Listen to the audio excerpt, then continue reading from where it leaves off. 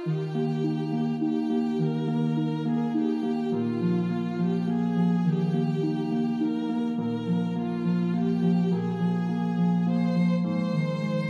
yang saya kasihi di dalam Tuhan Yesus Kristus, jikalau sebentar kita akan membaca dan merenungkan firman Tuhan, mari terlebih dahulu kita satukan hati kita di dalam doa.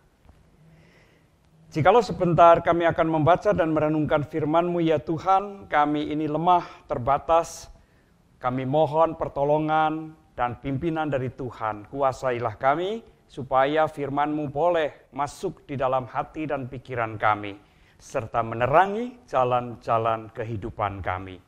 Terima kasih, dalam Kristus kami berdoa. Amin.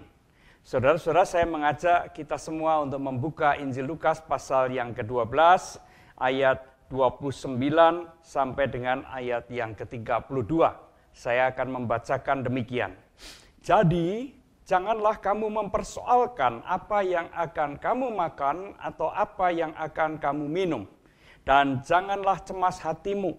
Semua itu dicari bangsa-bangsa di dunia yang tidak mengenal Allah. Akan tetapi Bapamu tahu bahwa kamu memang memerlukan semuanya itu. Tetapi carilah kerajaannya, maka semuanya itu akan ditambahkan juga kepadamu. Janganlah takut, hai kamu kawanan kecil, karena Bapamu telah berkenan memberikan kamu kerajaan itu. Demikianlah firman Tuhan. Saudara yang terkasih dalam Tuhan Yesus Kristus, di dalam hidup ini ada banyak hal yang bisa membuat kita khawatir. Dan biasanya kekhawatiran itu menyangkut hal-hal yang belum terjadi atau dengan kata lain yang akan datang. Hal-hal yang menyangkut masa depan, hari-hari yang akan datang, tahun-tahun ke depan, dan sebagainya. Kita bisa merenungkan sendiri apa saja yang biasanya membuat kita khawatir di dalam kehidupan ini. Nah, saudara yang terkasih dalam Tuhan Yesus Kristus, oleh karena itu sangat menarik ada sebuah kutipan tentang kekhawatiran yang mengatakan begini. Hari ini adalah hari esok yang kemarin kita khawatirkan. Artinya apa? Artinya kemarin itu kita khawatir tentang besok. Dan besok itu adalah hari ini. Ya, hari ini itu adalah besok yang kemarin kita khawatirkan. Artinya bahwa kita selalu khawatir akan hari esok. Ya. Kenapa demikian? Mungkin salah satunya adalah karena kita tidak bisa melihat apa yang terjadi pada masa depan, pada hari esok. Itu yang membuat kita khawatir. Ya. Berbeda kalau misalnya kita menyetir mobil atau sepeda motor.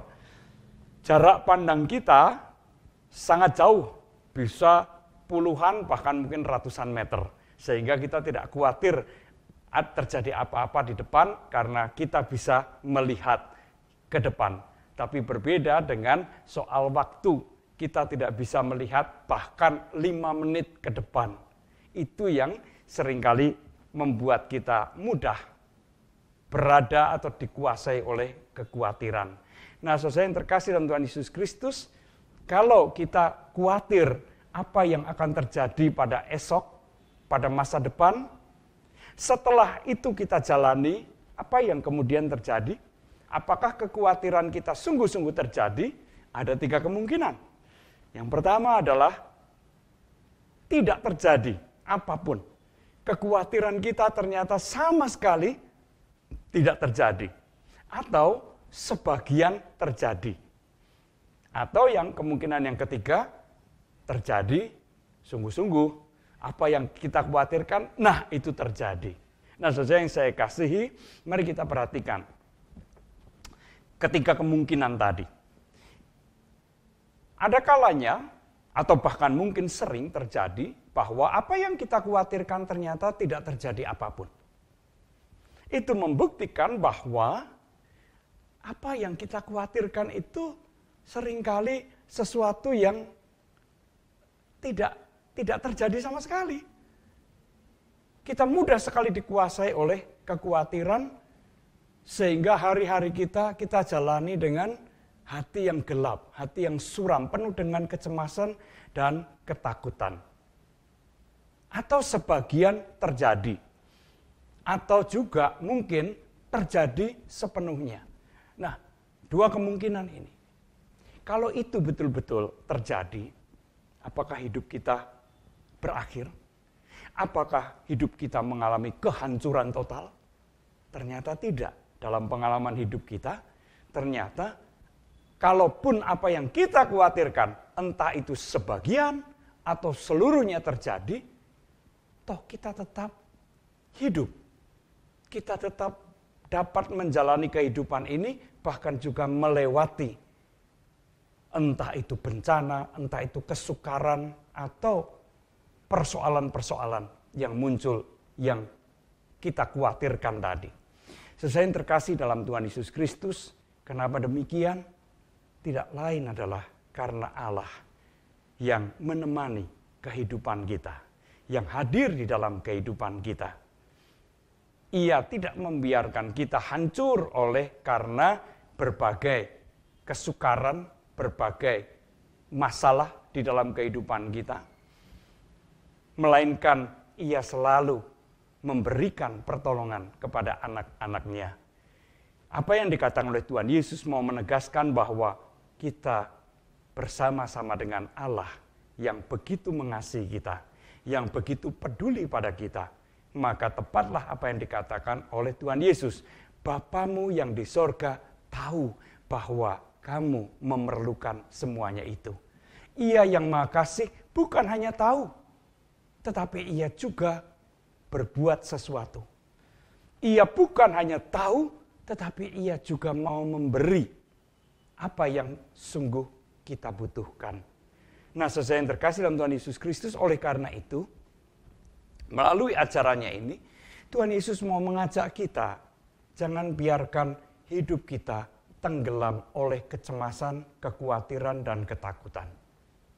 Percayakan hidup kita ke dalam tangan Tuhan, Sang Bapa yang Maha Kasih.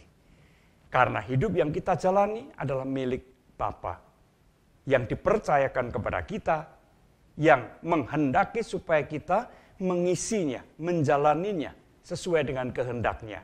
Oleh karena itu, fokus kita, konsentrasi kita bukan pada kekhawatiran atau hal-hal yang kita khawatirkan, tapi kita fokuskan perjalanan hidup kita untuk melakukan apa yang menjadi kehendak Allah.